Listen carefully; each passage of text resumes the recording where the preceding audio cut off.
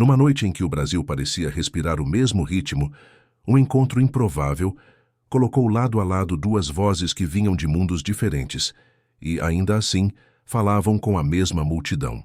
Um especial transmitido de um teatro no Rio prometia celebrar a força da cultura e do esporte, com perguntas da plateia e interação ao vivo com as redes.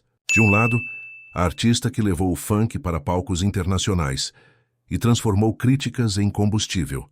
Do outro, o atacante brasileiro que saiu das quadras de pelada para as maiores decisões do futebol mundial e aprendeu a suportar aplausos, vaias e silêncios pesados. O programa começou leve, com memórias de infância, primeiras oportunidades e escolhas difíceis. A audiência crescia em cada minuto, e os comentários chegavam como um rio caudaloso. A equipe de produção comemorava a escalada, mas não percebeu que do outro lado se formava uma tempestade. Um perfil grande de entretenimento disparou um boato de bastidor, dizendo que os dois estavam afastados por divergências sobre o papel da fama. Em segundos, o rumor virou manchete de página de fãs, que virou vídeo curto, que virou tendência. Os celulares no auditório vibravam sem parar, e os apresentadores tentavam manter a conversa no eixo, enquanto o chat pedia confronto. A primeira faísca surgiu numa pergunta sobre quem carrega mais responsabilidade quando fala para milhões de pessoas. A artista respondeu que responsabilidade é não romantizar ignorância e que palco não é lugar de neutralidade. O jogador, com a tranquilidade de quem sabe que uma final não se vence no primeiro drible, disse que responsabilidade também é não transformar o outro em inimigo só porque pensa diferente e que o Brasil não aguenta mais rótulos que separam quando deveria haver pontes. A plateia dividiu o ar em dois, metade aplaudindo, metade murmurando. As redes subiram a temperatura. Comentários exaltados, cortes maliciosos, títulos exagerados. O programa seguiu. Veio a pergunta sobre fé, família, trabalho e comunidade. A artista contou que quase perdeu a voz por causa de um problema de saúde e que desde então cantava como quem está no último show, escolhendo cada palavra para não dever nada a ninguém. O jogador disse que já escutou muito que não era para ele, que não estava pronto, que não tinha nascido para aquilo e que hoje, quando entra em campo, carrega não só um escudo no peito, mas as histórias de gente que trabalha em 3 turnos e ainda encontra tempo para sonhar. A audiência voltou a aplaudir. A sensação de reconciliação durou pouco. Um áudio sem contexto começou a circular em grupos dizendo que a equipe da artista teria exigido pauta controlada para não tocar em política. Minutos depois apareceu outro recorte, agora acusando o jogador de ter pedido veto a perguntas sobre racismo no futebol. Nada daquilo havia acontecido, mas a mentira correu com pernas de atleta.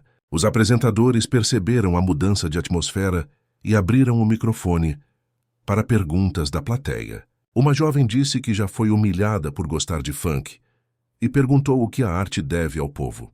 A artista respondeu que a arte deve coragem, porque quem vive do próprio suor não precisa de discurso bonito, precisa de verdade.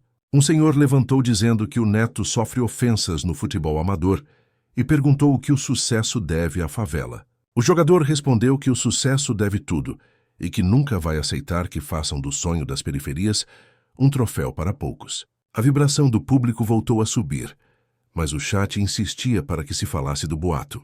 O apresentador respirou e perguntou se havia briga. A artista negou com firmeza. Disse que discordar faz parte e que a internet gosta de incendiar o que deveria iluminar. O jogador completou dizendo que faria o que faz em campo quando a marcação aperta: manter a cabeça fria, tocar de lado e reconstruir a jogada. Bastava isso para seguir adiante, só que o algoritmo queria sangue.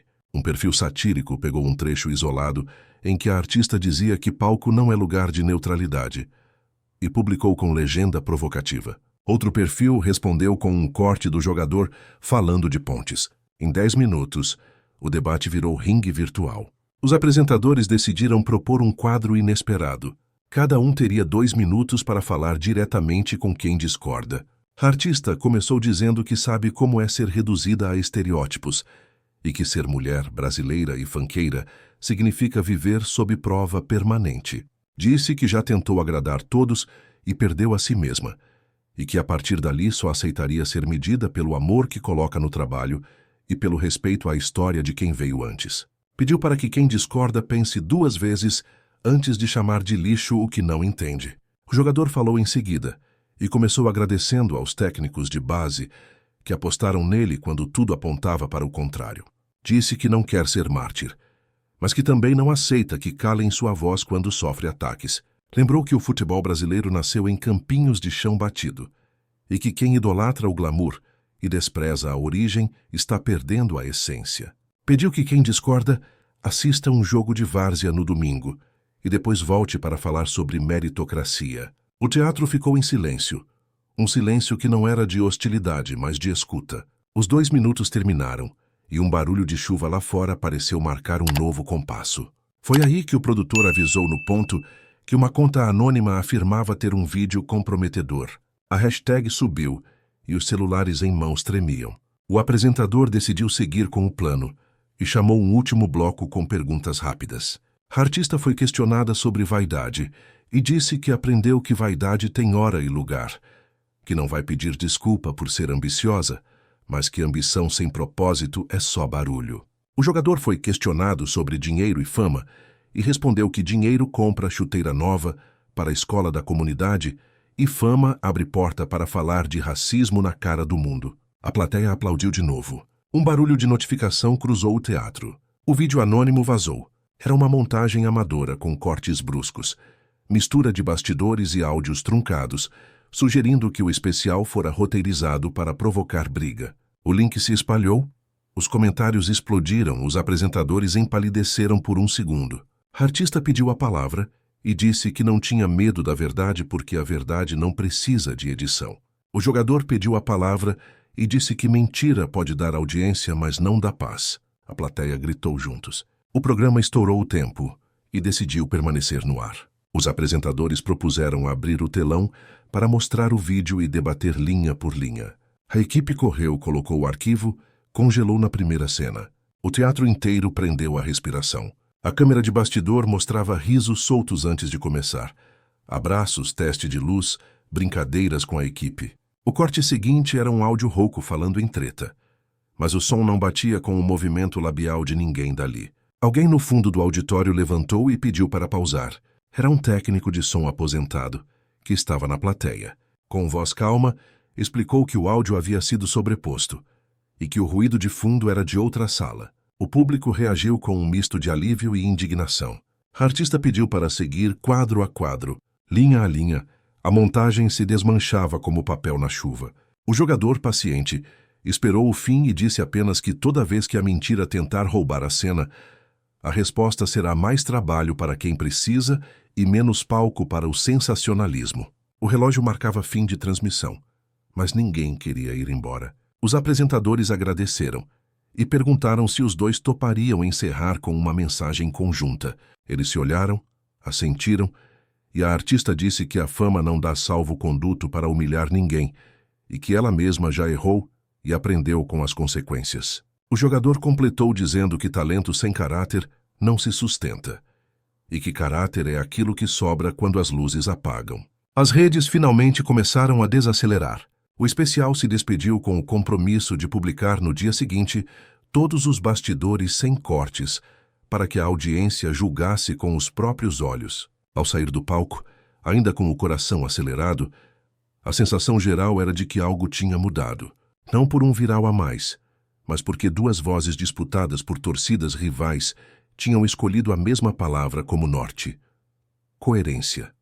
Na manhã seguinte, os bastidores prometidos foram ao ar e colocaram água fria no incêndio. As cenas mostravam troca de ideias, diferenças honestas, ajustes de roteiro, nada além do que se espera de um programa ao vivo que quer dar certo. Mesmo assim, o algoritmo, sempre faminto, tentava manter o caos aceso. Um influenciador grande sugeriu que tudo não passara de estratégia de marketing. E outro perfil afirmou que os 2 tinham combinado a catarse para vender música e camisa. A reação veio de onde ninguém esperava. Uma professora de escola pública postou um texto simples dizendo que tinha usado as falas para discutir mídia, responsabilidade e empatia com seus alunos e que pela primeira vez em muito tempo a turma ouviu sem interromper. O post viralizou por um motivo raro. Não trazia escândalo, trazia sentido. A artista viu, compartilhou e escreveu que topava ir à escola cantar de graça e conversar sobre o que é ser mulher no palco, sem precisar pedir licença. O jogador viu, compartilhou e disse que mandaria bolas e material, mas que preferia ir pessoalmente, porque olhar no olho vale mais que qualquer assessoria. No mesmo dia, outro movimento inesperado aconteceu. Um garoto de 13 anos que joga na lateral de um time de bairro mandou um vídeo chorando, contando que sofre racismo no campeonato da comunidade, que no último jogo o xingaram na cara e ele fingiu que não doeu, mas doeu. A mãe apareceu no quadro dizendo que queria desistir de tudo, mas que o filho pediu para continuar até o fim da temporada. A artista respondeu com um áudio curto, dizendo que dor não se disputa em pódio e que ele não está sozinho.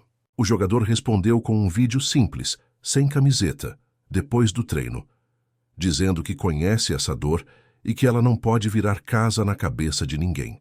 Prometeu ir ao próximo jogo do garoto sem alarde e combinaram tudo por mensagem direta. O encontro na escola e no campinho virou noticiário.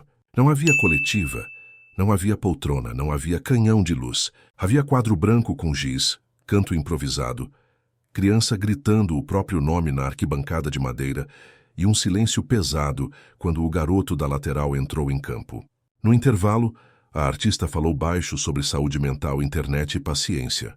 Disse que sucesso sem descanso vira prisão e que ninguém merece ser avaliado por recorte de trend. Convidou uma aluna a ler um texto e ela leu um poema sobre o barulho de julgamentos. O jogador, no campinho, falou sobre treino, sono, alimentação e respeito.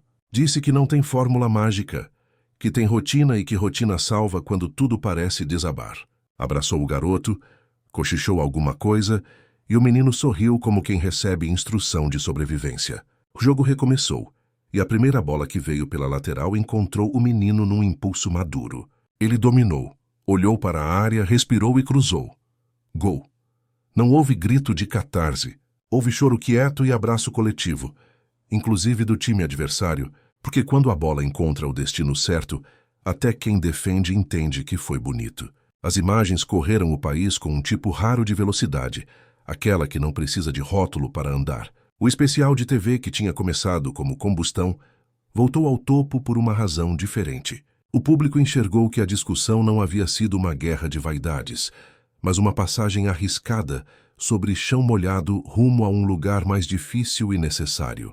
Os bastidores do teatro, os cortes, as acusações e o telão desmontando a montagem deixaram de ser o centro. O centro virou escola, campinho e um menino que cruzou a bola como quem devolve a própria dignidade. As marcas começaram a ligar. Propostas de campanha, festivais amistosos, documentário. A artista e o jogador combinaram um filtro comum. Só aceitariam o que tivesse contrapartida social medível, com metas públicas, prestação transparente e acompanhamento da comunidade. Fizeram uma lista de prioridades que cabia numa lousa. Atenção à saúde mental de jovens, combate ao racismo nos estádios e nas quadras, defesa do espaço das meninas na música e no esporte, formação de técnicos e professores em escolas públicas para lidar com violência e assédio online. Anunciaram um fundo conjunto que destinaria cachês e prêmios a projetos selecionados por edital aberto. Assinaram o compromisso diante de estudantes e mães de atletas, com advogados e contadores da comunidade. Não houve discurso de autocelebração. Houve assinatura, prazo e responsabilidade. A internet estranhou a falta de fogos e tentou criar conspiração. Disseram que era cortina de fumaça. Disseram que era oportunismo. Disseram que era tarde demais. O menino da lateral respondeu de maneira mais eficiente do que qualquer thread. Postou uma foto do caderno com a frase que ouviu no campinho. Treinar é insistir no que ainda não dá certo, até que um dia dê.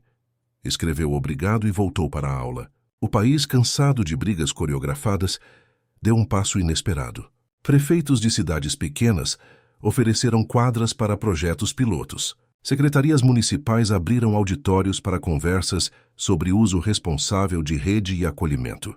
Grupos de torcedores organizaram campanhas silenciosas para coibir ofensas. DJs e professores de música criaram oficinas de produção de batida e letramento crítico.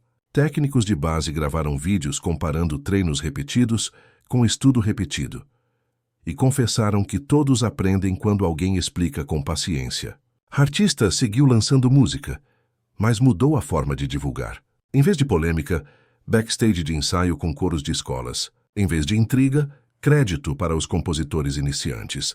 Em vez de clipe sem contexto, legenda com endereço de oficina cultural. O jogador seguiu fazendo gols e assistências, mas mudou a forma de falar. Em vez de resposta atravessada, respiro longo e frase limpa. Em vez de indireta, link para doação. Em vez de publicar raiva, foto de treino com a base. O algoritmo não entendeu de primeira. Perdeu tração. Depois começou a reconhecer a constância. A audiência aprendeu que consistência também viraliza, quando tem rosto, resultado e história. Meses depois, um novo especial reuniu os dois no mesmo palco. Não houve suspense barato. Houve atualização de metas, prestação de contas, depoimentos de quem foi tocado. A professora disse que sua sala aprendeu a escutar e que discussão agora tem regra e tempo. O menino da lateral contou que recebeu provocação de novo, mas respondeu com drible e cruzamento, porque descobriu que dignidade não se pede, se afirma em gesto. A artista olhou para a câmera e disse que fama sem propósito cansa e que ela escolheu não se perder de novo. O jogador olhou para a câmera e disse que vitória sem respeito vicia e que ele escolheu não se contaminar. O teatro aplaudiu de pé, mas o barulho que ficou não veio das mãos. Veio da calma que invade um lugar quando as pessoas entendem que a vida adulta exige menos espetáculo e mais responsabilidade. O apresentador se despediu sem frases de efeito e com uma pergunta simples para quem estava em casa. O que você pode fazer com o que tem hoje, no lugar em que está, para melhorar a vida de alguém que você nem conhece? A transmissão terminou com a imagem de uma quadra de cimento recebendo pintura nova e de uma sala simples ganhando livros e microfones. A tela escureceu devagar, não para esconder, mas para lembrar que toda luz legítima aprende a trabalhar no escuro. Esta história é ficcional e não retrata fatos reais. Qualquer semelhança com acontecimentos, falas ou situações é mera coincidência criada para entretenimento. Se você assistiu até aqui, considere se inscrever no canal. Deixa aquele like e comenta aqui qual história você gostaria de ouvir na próxima.